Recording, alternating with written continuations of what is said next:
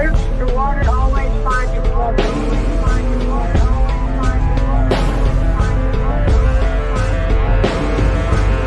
What'd your teacher do? She just didn't talk to me anymore. All she did was walk away. And I was like, what is this about? What? That's okay though. For being so young, you're very, very smart. That's fantastic. Yeah. So keep up the good work, man, and stay flat, okay? Okay, I'm a flat earther.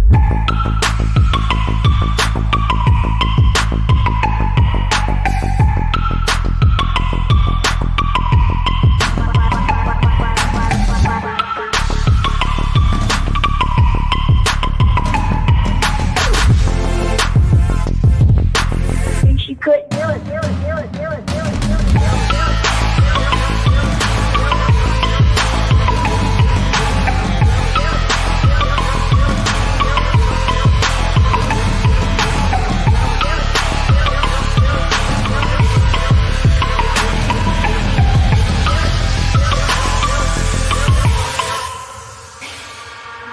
I'm a flat earther. I'm a flat earther. I'm a flat earther. I'm a flat earther.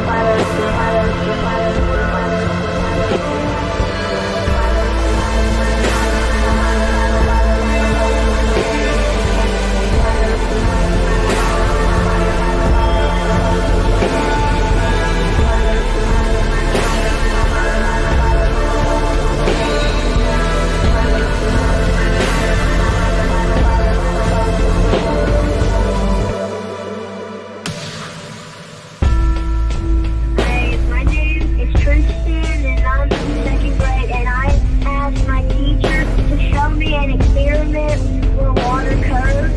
She couldn't do it because it doesn't curve. The water always finds its level.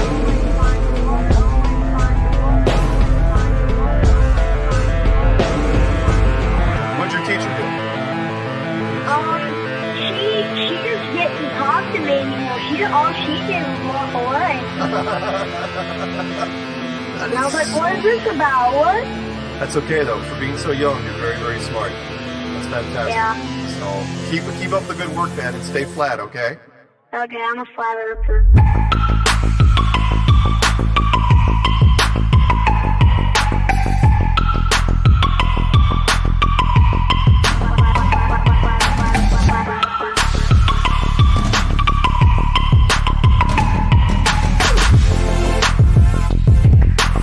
She couldn't do it.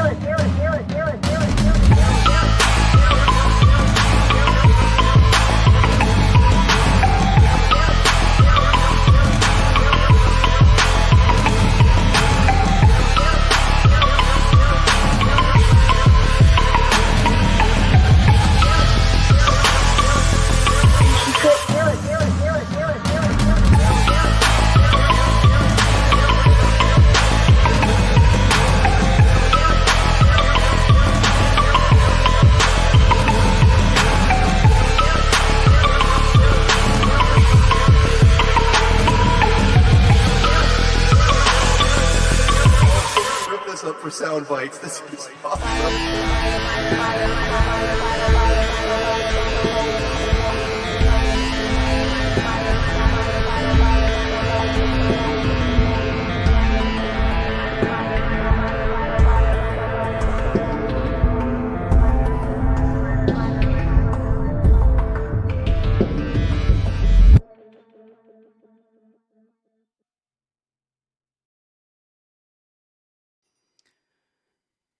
All right, welcome back to Anti-Religious Scripture Study. I am having technical difficulties already, so if So am I. the stream drops, I apologize in advance. It goes between running fine and telling me I've got dropped frame rates. It's like 1 minute it's excellent connection, and the next I don't know what's going on. So And I lose internet completely and it keeps coming back. It's very weird this morning. yeah. All right. So anyway, are you able to I gotta share my screen? screen again. Yeah. Oy. All right. I assume you can see Skype on the screen. Yeah. All right, there we go. Um, yeah, let's try to get through this as quick as possible so it doesn't cut us out. Yeah, we're working on it. All right, just Jack's disclaimer to the religious. If you believe it's wrong to study the scripture outside of your religion or denomination, if you believe your religious leaders or church fathers are incapable of having inherited anti-scriptural traditions of men, if you've already made up your mind about scripture, including the scripture shouldn't be studied at all, then the stream is not for you. To others, if you are open-minded to others' opinions, if you haven't made up your mind about scripture, if you've been turned off to religion but believe there's truth in scripture that may have been changed or hidden by religion, if you live according to scripture and like to dig in and discover more, then the stream is for you. We are looking at scripture in the original language using concordances or dictionaries for words as well as context from a non-religion perspective. We will as well have life experience discussion. We are not here to argue with others about theology or doctrine by the traditions of men, including Catholicism, Christianity, or Judaism. We will be discussing the importance of origins and show how religions contradict the scriptures. There you go.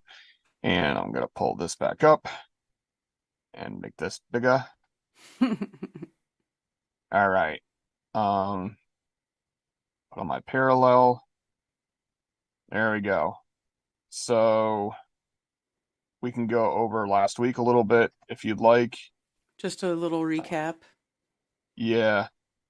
And it kind of like it plays into this week's chapter because it's kind of a, where they split up the chapters is not necessarily the best place because it doesn't really tell you. And this is a continuation of the last chapter, and it becomes complicated if you don't read things within its context. Right. So last week, we had yet another rebellion of a couple of families that are like, how come Moses and Aaron get to be the special boys? And they didn't want it. Like, it's not like they're like, oh, we want to be in charge and everything else like that. In fact, Moses tried to get out of it on multiple occasions. But they were constantly challenged. And every time they challenged Moses and Aaron, they weren't challenging them. They were charging Yah that put them in charge of, keeping the order and everything. So these people were like, you guys go ahead and like try to burn incense before Yah, and we'll put, incense before Yah. And then, excuse me. And then they went to the main guy who started the uprising, and they're like, if you're with him, go over to his tent. And if not, then stay away from his tent. And Moshe said, if this is Yah, then these people will pass away as no men have passed away previously, which is the ground opening up and consuming the whole family, which it did. And the ones who backed him up were consumed with fire, and the fire, because they were going towards the tabernacle, and then Aaron and Moses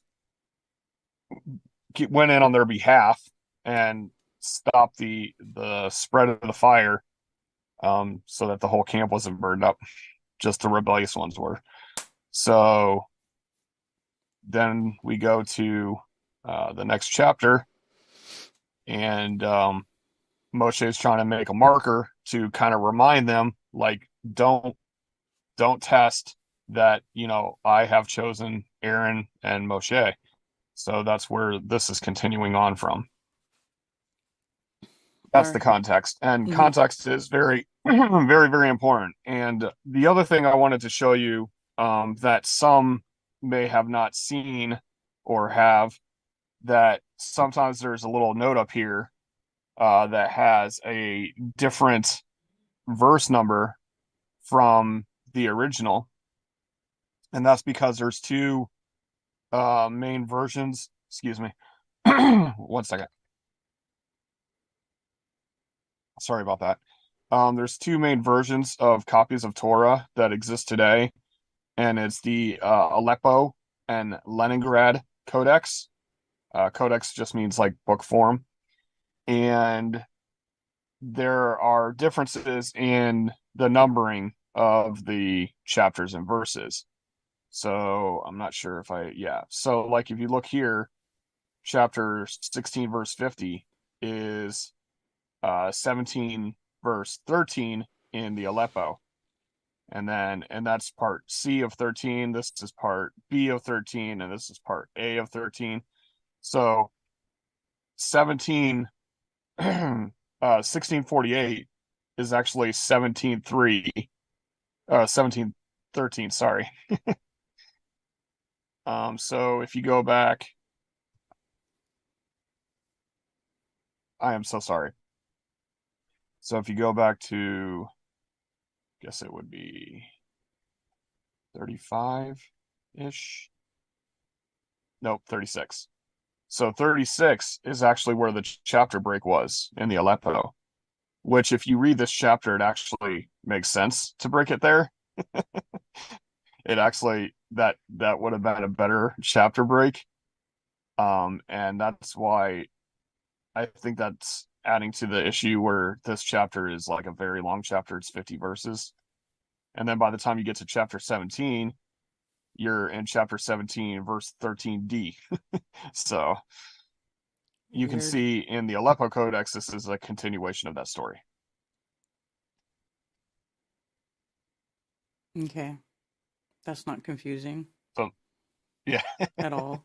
So actually, if I go to West Leningrad, it's 17.1, but the Aleppo 17.1 is different. So, yeah, it is kind of confusing, but I mean, if you're looking for comparing two verses, you're going to be like, this is way different than this version. Well, that's because the chapter breaks are different, because there was no chapters or verses in the original script. Those were added later. And if people disagreed on where to start the chapter, of course there would be differences. That's just where it is. All right. All right. And Yehovah spoke to Moshe, saying, Speak to the children of Israel, and take from them a rod from each father's house, all their leaders according to their fathers' houses, 12 rods. Write each one's name on his rod. Okay. So there's a couple of ways that this can be translated, because hold on one second. A rod is a branch. Like the word literally means branch. And like it also means like shaking branch. But a branch can also be a tribe. And you'll see later on in this same chapter, it is translated as tithes or tribe. So this could be saying, speak to the children of Israel, take from them a rod from each father's house. And then it'll be according the 12 tribes rather than the 12 rods. All right. So 12 tribes, write each one's names on his rod. So it can go back and forth because rod and tribe are the same thing. It would be more appropriately to say branch. Take them from a branch from each father's house, according to the leaders of their father's houses, 12 branches. Write each one's name on his branch. Okay. So tribe and rod is actually branch. Okay. And write Aharon's name on the rod of Levi, for there is one rod for the head of each father's house. Okay. You shall then place them in the tent of appointment before the witness where I meet you. All right. So what is the witness? Do you remember? No, I don't. Okay. So the witness is the ark, because it's the Ark of the Covenant, and the covenant is the contract. And then it's also called the tablets of the witness, or the tablets of the testimony. So that's what this witness is the two tablets that have the contract between Yah and his people. Okay. So if you don't pay attention to what those stone tablets are called, the witness, then when it comes back up, you're like, what witness? Whose witness? Yeah. So the 10 words, called by some religious circles as the 10 commandments, those 10 words of the contract are the witness of the contract between Yah and his people. So these rods are going into the Holy of Holies. Like, it's going to that most central location, the most saturated with Yah's presence location. Okay.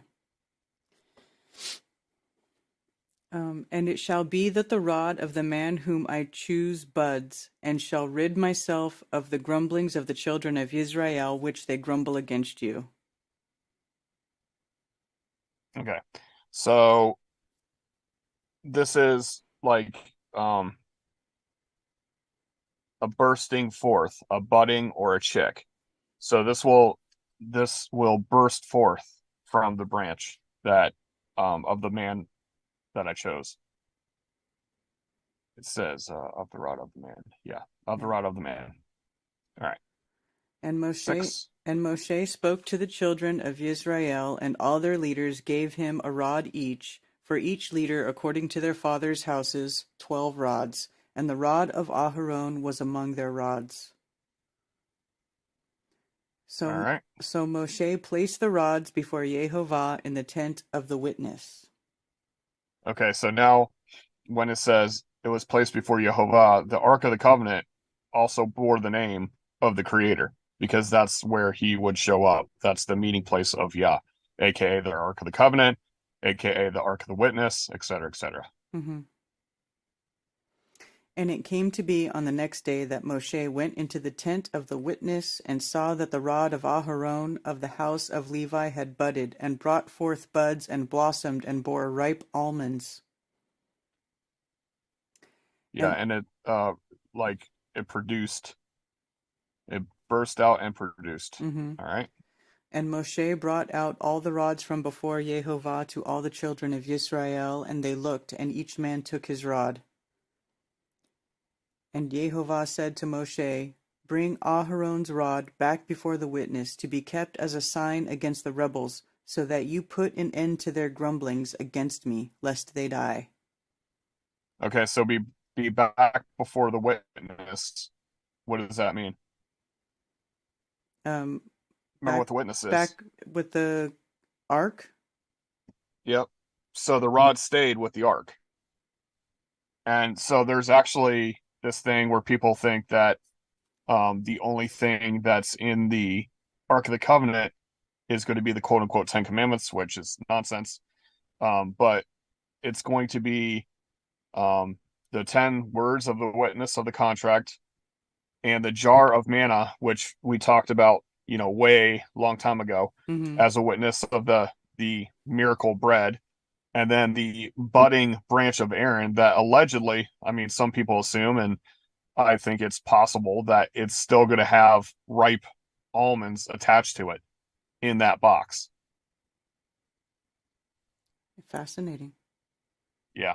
So some people, they don't know enough about the context of the scripture that it says it's not just the quote unquote 10 commandments in there. Like, there's multiple witnesses of miraculous intervention.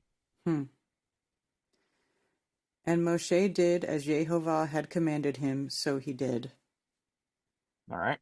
And the children of Israel spoke to Moshe, saying, See, we shall die, we shall perish, we shall all perish.